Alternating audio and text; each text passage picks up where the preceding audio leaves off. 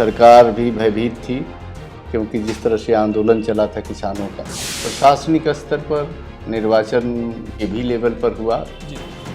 निर्वाचन की निष्पक्षता पर भी अब सवाल उठ रहे हैं। काउंटिंग से लेकर के और मतदान करते समय तक धांधली की गई, हरवाया गया। लेकिन हमें उम्मीद थी कि अगर निष्पक्ष चुनाव हुआ होता तो हम 24-25 सीटों को जीत सकते थे। राहुल गांधी ने भी भारत में नफरत को हटाने, भाईचारा को बनाए रखने, देश को जोड़ने का जो अभियान चलाया, ये अभियान तो हमारे चौधरी जयंत सिंह जी ने चलाया था। उस आंदोलन के कारण भारतीय जनता पार्टी दबाव में, हमारे राष्ट्रीय अध्यक्ष अभी 12 फरवरी से गांव-गांव जाने का कार्यक्रम तय किया है। नमस्कार, मैं हूं आशुतोष वत्स और आप इस समय देख रहे हैं हमें लखनऊ से। इस समय हम उत्तर प्रदेश में जो राजनीतिक माहौल है उसको देख रहे हैं और लोकसभा का चुनाव है 2024 का।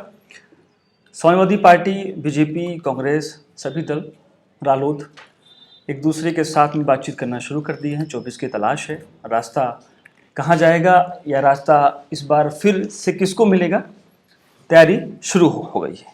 आज हमारे साथ में एक विशेष मेहमान हैं, आरएलडी के प्रदेश अध्यक्ष हैं उत्तर प्रदेश, रामाशीष राय साहब हैं। सर, आपका बहुत स्वागत है। धन्यवाद सर, चर्चा टीम में एक तो सर एक्चुअली हम लोग कुछ प्रोफाइल इंटरव्यू इस समय कर रहे हैं इलेक्शन से कुछ पहले। उत्तर प्रदेश का जो युवा है वैसे तो लगभग सभी को जानता है, बट मैं चाहूँगा एक छोटा सा अपना इंट्रो दे दें, फिर हम आगे बात करें कुछ अपने बारे में। कहाँ आपका जन्म हुआ है, एजुकेशनल और राजनीति में आप कैसे आए? मैं तो देवरिया का रहने वाला हूँ जी और जेपी आंदोलन से निकल करके हम लोग राजनीतिक क्षेत्र में जी आए थे। जी उस समय लोकतंत्र पर खतरा था, जी जी लोकतंत्र शिकंजों में कैद था। जी देश में महंगाई, बेरोजगारी, भ्रष्टाचार के खिलाफ जो आंदोलन चल रहा था, जी उसमें गुजरात से जो छात्रों ने शुरुआत किया था, वो शुरुआत बिहार और उत्तर प्रदेश तक फैल गई थी। जी उसी दौरान जेपी आंदोलन की शुरुआत हुई थी और मेरे ज़िले में देवरिया में राजनारायण जी ने लोकनायक जयप्रकाश जी को देवरिया में लेके आए थे। पहली सभा उनकी कुशीनगर में हुई थी, जी जिसमें हम लोग साइकिल से देखने गए थे। जी और जयप्रकाश जी का आह्वान था छात्रों को कि छात्र इस देश को बचाने के लिए, लोकतंत्र को बचाने के लिए जी और संपूर्ण क्रांति, आमूलचूल परिवर्तन का उनका नारा था। जी जी उनके आह्वान से जुड़ करके हम लोग राजनीति के क्षेत्र में पदार्पण किए थे।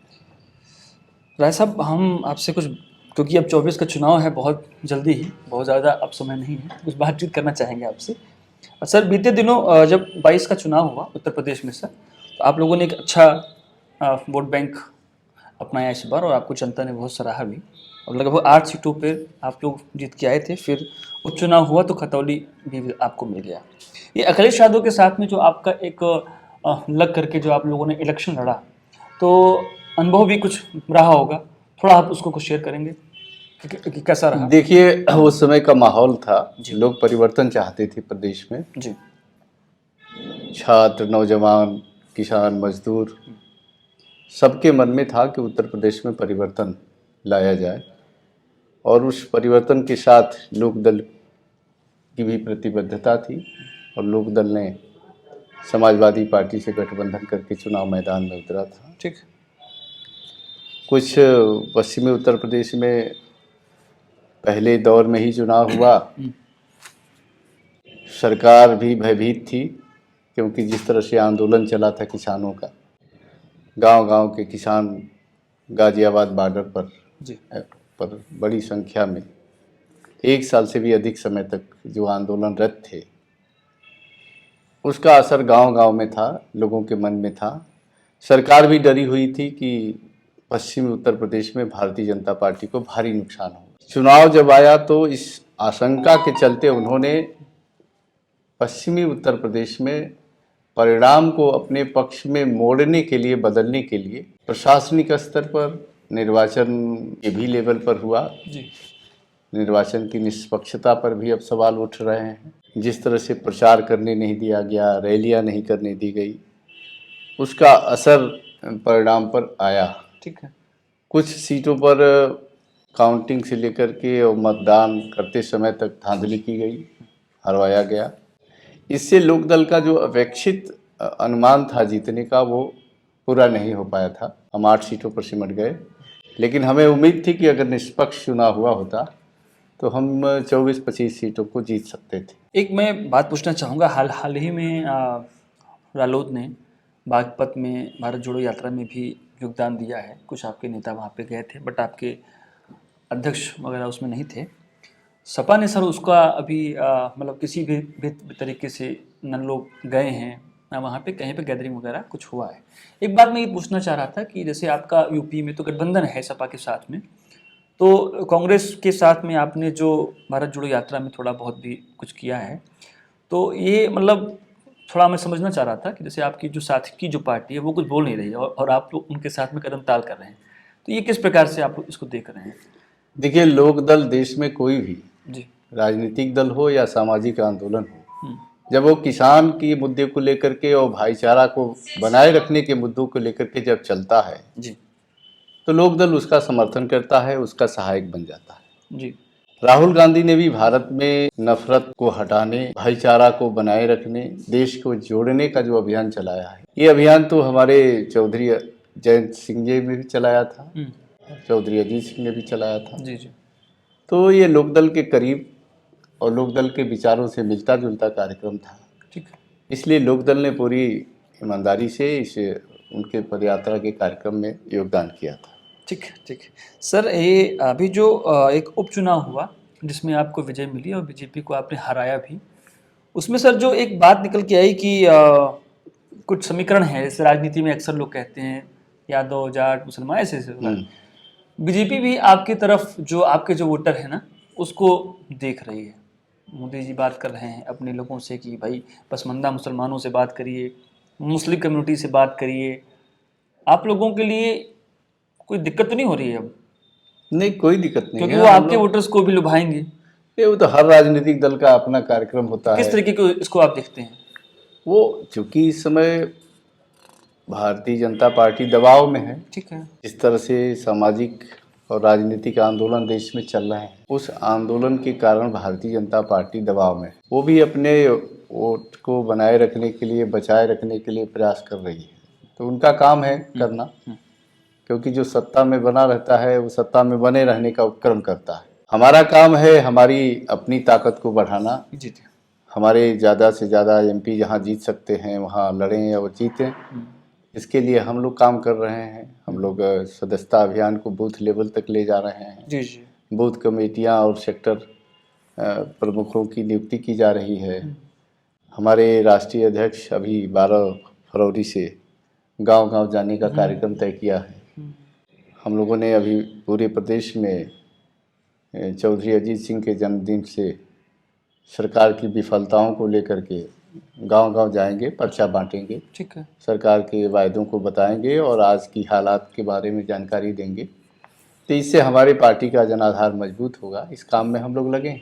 एक सर और बात हम आपसे पूछना चाह रहे हैं कि बीते कई वर्षों में लगातार किसानों, क्योंकि आप लोग भी किसान की ही सिर्फ बात करते हैं, उसी के बल पे आप लोग राजनीति भी कर रहे हैं, और जो है चाहे वो पश्चिम हो चाहे आप जहाँ भी जा रहे हैं, ये एमएसपी का जो मामला है अभी तक रुका हुआ है। अभी तक उस पर कुछ ना विपक्षी उस पर अभी कोई एक्शन ले पा रहे हैं, ना कि जो लोग बैठे हैं सत्ता पे वो।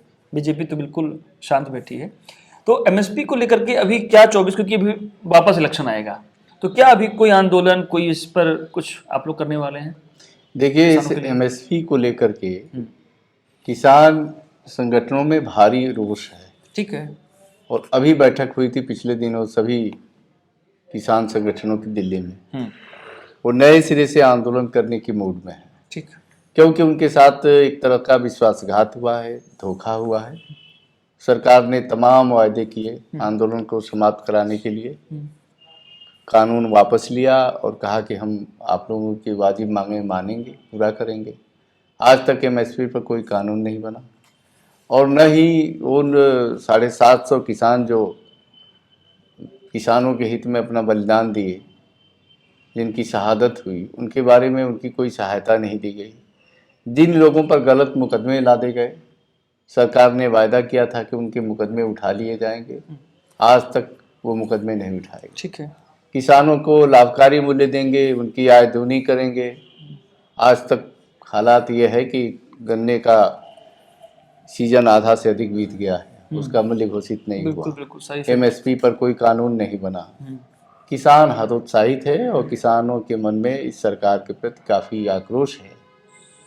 तो ये राष्ट्रीय लोकदल भी किसान आंदोलन के साथ है, हमेशा रहा है, और कोई एक किसान आंदोलन इस देश में पुनः शुरू होगा तो राष्ट्रीय लोकदल उसके साथ खड़ा दिखाई देगा। यही सर अभी हम लोग बस यही पूछना चाह रहे थे, क्योंकि जैसे राहुल जी यात्रा निकाल रहे हैं तो आप लोगों का भी उसमें जो भी है, तो क्या जैसे रालोद सिर्फ मतलब उन्हीं के साथ में रहेगा या अपना भी कोई स्टैंड लेगा? मतलब मैं सिर्फ ये पूछ रहा हूँ। नहीं, रालोद का तो MSP के लिए। एमएसपी पर तो किसान आंदोलन के साथ है, और रालोद का भी अपना स्टैंड है अच्छा, कि एमएसपी बननी चाहिए, एमएसपी पर कानून बनना चाहिए। सरकार से बार बार मांग की जा रही है। पार्लियामेंट में भी हमारे पार्टी के राष्ट्रीय अध्यक्ष जयंत चौधरी जी ने इस बात को उठाया था। तो लोकदल का तो अपना स्टैंड है ही है कि एमएसपी पर कानून बनना चाहिए। उत्तर प्रदेश में अभी हाल ही में सर 2-3 दिनों से, वैसे मुद्दे तो बहुत सारे रहते हैं लेकिन इस समय धार्मिक मुद्दों पे ज़्यादा चर्चा होती है, विकास के नाम पे नहीं होती है। आपकी सहयोगी पार्टी समाजवादी पार्टी, उसके एक बड़े नेता हैं, बसपा में थे, भाजपा में आए, अभी वो सपा में हैं, स्वामी प्रसाद मौर्य की मैं बात कर रहा हूँ। वो सर रामचरितमानस को बैन की बात बोल रहे हैं। आप एक संगठनात्मक ढांचा है आपका, तो आप लोग उनके इस बयान को किस तरीके से ले रहे हैं? आप लोग उनके साथ हैं मतलब? उनका बयान पर प्रतिक्रिया करने लायक नहीं है जी अच्छा, तो आप बच रहे हैं। और कोई इतने वर्षों के जी जी राजनीति में रहने के बावजूद इस तरह से उनकी भाषा, इसको क्या कहा जाए? नहीं, मतलब मैं यही, क्योंकि अत्यंत दुर्भाग्यपूर्ण है। जी जी, उनको नहीं कहना चलिए चाहिए। ऐसी बयानबाजी से आपका जो बड़ा अच्छा वोटर है वो अचानक से जो है आपको हो सकता है दिक्कत दे, तो वही मैं पूछ रहा हूँ आप लोग उनके साथ हैं कि नहीं है? हम लोग उनके स्वामी प्रसाद मौर्य के बयान की हम निंदा करते हैं, उनके साथ नहीं है, ये गलत कहा उन्होंने। जी, एक सर और मैं सवाल लूंगा इसी में, स्वर्गीय मुलायम सिंह यादव जी को अब बीजेपी ने अभी कल ही लिस्ट आई और पद्म विभूषण का उसमें घोषणा हो गया है। मैं ऐसे सिर्फ आपसे एक राय लेना चाह रहा हूँ, आपको नहीं लगता है कि ये एक नई चाल दिल्ली से बैठे जो बड़े नेता है वो एक उत्तर प्रदेश में खास कर रहे हैं? कैसे बचेंगे आप लोग? मतलब जो यादव वर्ग है उनका, जैसे मुलायम सिंह यादव जी बड़े नेता रहे हैं और उनका एक बड़ा यहाँ पे हस्तक्षेप रहा है। मुझे लगता है कि ये पुरस्कार दिया गया है, ये यादव होने के नाते नहीं दिया गया। जी जी, मुलायम सिंह ने से मोदी जी की बहुत अच्छी निकटता रही है। और उनका बड़ा सम्मान एक दूसरे को करते रहे हैं। उनकी शादी में भी गए थे और उनके यहाँ कई कार्यक्रमों में भी भाग ले चुके हैं। जी जी, वो बड़ा सम्मान करते थे मोदी जी का, मुलायम सिंह जी का। और मुलायम सिंह जी चूंकि लंबे समय से राजनीतिक क्षेत्र में काम कर रहे थे, तो देश के लिए काफी मुलायम सिंह का योगदान भी है। आपने एकदम पॉजिटिव मोड में इसका जवाब दिया है, मैं तो कुछ और आपसे एक्सपेक्ट कर रहा था। अच्छा सर, एक बात और बताइए, पश्चिम में आपकी पार्टी रालोद का हमेशा से एक प्रकार से देखा जाए, बीते कुछ वर्षों में आप लोगों ने बहुत बड़े तरीके से काम भी किया है, कई सारी सीटें भी जीती हैं, लेकिन आप पर हमेशा ये आरोप ये लग रहा है कि अभी से नहीं बहुत सालों से कि रालोद कुछ सीमित लोगों के साथ में या सीमित जनाधार के साथ में बस काम कर रही है, पूरा यूपी खाली पड़ा है, क्यों नहीं आप लोग आगे जा रहे हैं? मतलब ये हम लोग जानना चाह रहे हैं। नहीं, प्रयास किया जा रहा है। अभी हम लोग हर विधानसभा के टारगेट बनाए हुए हैं कि 5-5 हजार सदस्य बनाएंगे। जी जी, और अपनी सदस्यता अभियान के माध्यम से हम लोग पूरे प्रदेश में जाने का योजना और कार्यक्रम तय कर रहे हैं। लेकिन पिछले दिनों चूंकि एक विशेष परिस्थिति थी और समाजवादी पार्टी से समझौता हो गया, ठीक है, तो मिल के लड़ना है, या मिल के लड़ने में तो फिर तो मिल के लड़ने में आपकी सीमाएं बच जाती है। लेकिन आप मानते हैं आपको फायदा हुआ इस बार अखिलेश जी के साथ जाने से? हमारे 10 एमएलए जीत के आए, और भी जीत सकते थे, लेकिन भाजपा के सरकार ने तमाम तरह की बाधाएं खड़ी की। अच्छा अच्छा, तो सपा को आप मानते हैं ना कि आपके लिए अच्छा है वो अभी उत्तर प्रदेश में? जैसे अभी नहीं, सपा हमारे दोनों का गठबंधन एक दूसरे के लिए हित में है, केवल हमारे लिए नहीं है, उनके लिए भी है। पश्चिम में, लखनऊ से पश्चिम, सपा को रालोद भी बहुत मदद करता है। वहाँ उनका कोई बेस नहीं है बहुत, यही मैं जानना चाह रहा था। अगर उनके माइनॉरिटी बेस कांग्रेस की तरफ चला गया तो फिर सपा के पास कौन सा बेस बचेगा पश्चिम में? मतलब आप दोनों को जरूरत है एक दूसरे आरएलडी का बहुत बड़ा बेस समाजवादी पार्टी को भी लाभ पहुंचाता है, इसलिए दोनों एक दूसरे के का लाभ उठाते हैं, एक समझौते दूसरे की में। हेल्प हाँ, ले रहे तभी नाव आगे बढ़ेगी। तभी एक सर और बात बताइए, ये दूसरी बार योगी आदित्यनाथ की सरकार आई है उत्तर प्रदेश में। बीते 5 साल जैसे भी रहे, दोबारा फिर उनकी सरकार आ गई, पर अभी उनका हर उनकी प्रेस कॉन्फ्रेंस में देख लीजिए, चाहे जहां भी देखिए, सुशासन की बात वो लोग बोलते रह रहे हैं। बीते दिनों उत्तर प्रदेश में कोविड आया, भारत में भी आया, उत्तर प्रदेश में भी आया, बहुत सारी बातें हुई। इस सरकार को आप किस तरीके से देखते हैं, मतलब कि क्या है ये सरकार के लिए, जनता के लिए कैसी है आपके अकॉर्डिंग, अगर इसको हम देखें तो? देखिए, आज की सरकार जो है, चाहे वो केंद्र की हो चाहे प्रदेश की हो, वो जिस तरह से पहले आप देखे होंगे कि प्रचार कंपनियां जो है अपना पूरा प्रचार का खाका खींच करके जी अपने घटिया से घटिया माल को बेच देती। अच्छा। ये सरकार जो है इवेंट मैनेजमेंट में माहिर है, और हर साल 2 साल पर जो है कभी निवेश के नाम पर, हालात याद ये है कि चाहे सपा की गवर्नमेंट रही हो, इसके पहले बसपा की गवर्नमेंट रही हो, थाने में, तहसील में, जिले पर जो भ्रष्टाचार हो रहा है वो उन दोनों सरकारों को भी क्रॉस कर दिया है। ठीक, इतना ज्यादा भ्रष्टाचार इस समय जो हो रहा है, इस समय हो रहा है, मतलब कि रेट कोई कार्ड ज्यादा है नियंत्रण क्या? नहीं। हाँ, रेट कार्ड ज्यादा हो गया है, मतलब वो 3 गुना आप कह सकते हैं। अच्छा, एफआईआर 3 गुना लिखाने का हर लेवल पर। ये हम लोग भी जानते हैं, क्योंकि क्षेत्र में जाते रहते हैं। हाँ, इसलिए आप खुद आपको एहसास हो रहा होगा जी कि बीजेपी के कार्यकर्ता ही कह रहे हैं, उनकी तो सुनी नहीं आती खैर। कि जो 500 में होता था पहले, और 5000। अच्छा, अधिकारी भी कह रहे हैं कि रिस्क ज्यादा लेना पड़ रहा है। अच्छा, सस्पेंशन का ऑर्डर है। हाँ, तो इसलिए हर चीज का रेट बढ़ गया है। तो हालात ये है, अच्छा, जो वायदे, असली वायदे ने सरकार ने जो किया था कि हम रोजगार देंगे, हम शिक्षा का बेहतर स्तर सुधारेंगे, इसमें कोई कहीं जमीन पर कुछ वास्तविकता सर, इसी के साथ में एक इसी से जुड़ा हुआ मैं एक और सवाल, अभी आपने एक बात कही कि ये लोग मैनेजमेंट कंपनी है वगैरह वगैरह। एक बात सर, हम लोग भी उत्तर प्रदेश में देखते रहे हैं, जब से 2014 का चुनाव हुआ हिंदुस्तान में, भारत में नरेंद्र मोदी की सरकार आई, अचानक से एक ऐसा माहौल बनाया गया कि विपक्ष को ऐसा लगने लगा कि यार अब हम लोग करेंगे तो करेंगे क्या, मतलब ऐसा एक असहाय वाली पीड़ा मैंने भी देखा लोगों की उस पर। तो बट अगर आप लोग बीजेपी पर इवेंट कंपनी का एक आरोप लगाते हैं, तो विपक्ष में क्या इतनी ताकत नहीं कि वो भी एक अपना एक धारा बनाए, हम भी उनसे लड़ने की भरपूर तैयारी करें? मतलब मैं आप लोग क्यों बैकआउट हो जाते हैं, या उनसे लड़ने की क्षमता नहीं है भी? अब यही इस समय देश के लिए एक बहुत अहम सवाल खड़ा हुआ है जी कि विपक्ष को एक हो जाना चाहिए, एक होकर के लड़ना चाहिए। उत्तर प्रदेश में सर 2 बार हुए, लेकिन नहीं कुछ माहौल बन पा रहा है, या कि पब्लिकल जो कि जनता के बीच में जो मैसेज है, मतलब नरेंद्र मोदी का, वो ज्यादा पहुंच रहा है और आप लोगों का नहीं पहुंच पा रहा है, ऐसा भी कुछ है? नहीं, उनके पास सारी मशीनरी है, सारी जो समाचार पत्र और प्रिंट मीडिया, इलेक्ट्रॉनिक मीडिया, सब उनके साथ है, उनके पास संसाधन है। तो सर कब तक, मतलब जो कि विपक्ष और विपक्ष बैठा को रहेगा? अपनी इमेज जो है, विपक्ष को अपनी इमेज भी बनानी पड़ेगी। हाँ, बिल्कुल बिल्कुल,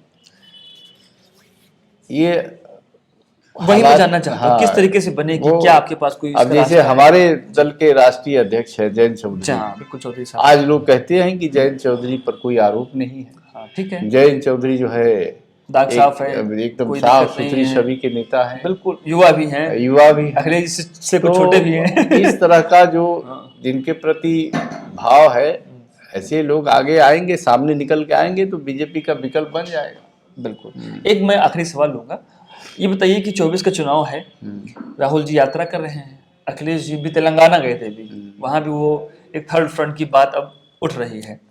रालोद जो है, जैसे अगर अखिलेश जी तेलंगाना में जाते हैं तो रालोद तेलंगाना के साथ जाएगी या कांग्रेस के साथ जाएगी, या 24 की तैयारी कैसे करेंगे फिर आप लोग? कंफ्यूजन बहुत सारा हो जाएगा। देखिए, अभी तो 1 साल है चुनाव में, ठीक है, चुनाव के सन्निकट आते समय समाजवादी पार्टी, कांग्रेस या अन्य विरोधी दलों की क्या रणनीति बनती है, लोकदल भी उसी रणनीति के साथ रहेगा। हमारा समाजवादी पार्टी से गठबंधन है। समाजवादी पार्टी क्या सोचती है, क्या करती है, आगामी लोकसभा चुनाव को ध्यान में रखकर कोई विपक्षी दलों का ऐसा मोर्चा बनेगा या सब लोग एकजुट होकर के कोई निर्णय लेते हैं, ये आने वाले समय में तय हो जाएगा। जब बातें निकल करके आएगी, लोग बैठेंगे। कुछ तो हो रहा होगा, जैसे कि आप लोगों के मन में कुछ तो बात होगी कि हम इन मुद्दों पे जा रहे हैं या ऐसा कर रहे हैं, कुछ तो मतलब हम जानना चाहते हैं। वैसे नहीं, अभी तो सब लोग अपने अपने दल को मजबूती में लगे हुए हैं। ठीक है। लोक दल भी अभी उसी दिशा में अपने को केंद्रित किया हुआ है और सरकार के खिलाफ जो कोई मुहिम चल रही है तो उसके साथ भी है। लेकिन आने वाले लोकसभा चुनाव की तस्वीर कैसे बनेगी, ये तो अभी इसमें समय है। तो आप लोग अभी आकलन कर रहे हैं कि हमको क्या करना है, ऐसा कुछ। बिल्कुल। एक आखिरी सवाल पूछ लूंगा। एक सर रिपोर्ट आई है, अभी हम आपसे उसकी कुछ चर्चा कर रहे थे। भारत की जो आर्थिक स्थिति है, हालांकि मोदी जी देश के प्रधानमंत्री हैं और वो इसकी बार बार बात करते हैं कि हम सबसे बेहतर तरीके से अपने देश को चला रहे हैं और हम बांग्लादेश, पाकिस्तान जो नज़दीकी हमारे पड़ोसी देश हैं, उनसे भारत बहुत आगे है। बट सर एक रिपोर्ट आई अभी मात्र एक दिन पहले, हिंडनबर्ग की एक आई, शायद आपने भी कहीं सुना हो। उसके बाद सर एक बड़े उद्योगपति हैं अडानी साहब हमारे देश में, गौतम अडानी, उनको एक बहुत भारी नुकसान हो गया है। रिपोर्ट में ये कहा गया है कि इस देश का आधे से ज्यादा पैसा उनको एज ए लोन दिया गया हुआ है। आपको नहीं लगता है कि अगर देश में ऐसा कुछ हो रहा है और कहीं उनको शेल कंपनियों में उनका पैसा लगा हुआ है, मतलब जो कंपनी सिर्फ नाम की है उस पर कुछ हो नहीं रहा है, आपको नहीं लगता है कि देश में कुछ बड़ा स्कैम ऐसा है, अगर कुछ हो गया तो देश गर्त में चला जाएगा? इसकी आशंका है। आप लोग इसकी क्या इसकी आशंका बहुत गहरी है और सरकार छुपा रही है, मीडिया पर इसकी चर्चा नहीं हो रही है। जो अडानी के 18 न्यूज चैनल तो अडानी के ही हैं, वो तो चर्चा करेंगे नहीं। लेकिन जब से ये रिपोर्ट आई है, देश में एक भय का वातावरण हो गया कि हमारी अर्थव्यवस्था ही डूब जाएगी और देश में कहीं श्रीलंका जैसी हालात न पैदा हो जाए, इसकी आशंका गंभीर होती जा रही है। तो क्या हम ये माने कि आरएलडी भी एक बड़ा आंदोलन करेगी सरकार के लिए?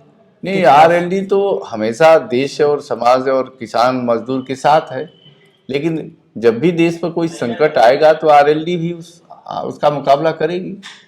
और ये लोक दल के लिए भी ये चिंता का कारण है। बिल्कुल। सभी जो भी राजनीतिक दल गांव, किसान, मजदूर की भलाई चाहता है। जी। क्योंकि जो अडानी को लोन दिया गया है वो सारे गरीब तबका, किसान तबका जो बैंक खाता खोला था उसी पैसे को उठा करके, जीरो बैलेंस का जो खाता खोला था जी, उसमें 1000-2000 सब पूरे देश के लोगों ने जमा किया था। वो सारी धन को उठा करके अडानी को लोन दे दिया गया। ठीक। तो ये तो सारे लोगों का पैसा लगा है, देश की जनता का पैसा लगा है, और ये अगर डूबता है तो ये लोगों पर बड़ा प्रहार होगा, देश के लिए एक घातक होगा। हमसे बात करने के लिए आपका बहुत बहुत शुक्रिया। तो आज हम लखनऊ में हैं और जी आपका बहुत शुक्रिया, बहुत अच्छा लगा। वो हेल्दी टॉक की मैंने आपसे, लेकिन आप बचते रहे कुछ सवालों पर। तो आज हम लखनऊ में हैं और अभी हम यहाँ पे कुछ और राजनीतिक लोगों से बात कर रहे हैं। लोकसभा की तैयारी अब शुरू हो चुकी है। मिलेंगे एक नए मेहमान के साथ। देखते रहिए चर्चा टीवी। शुक्रिया।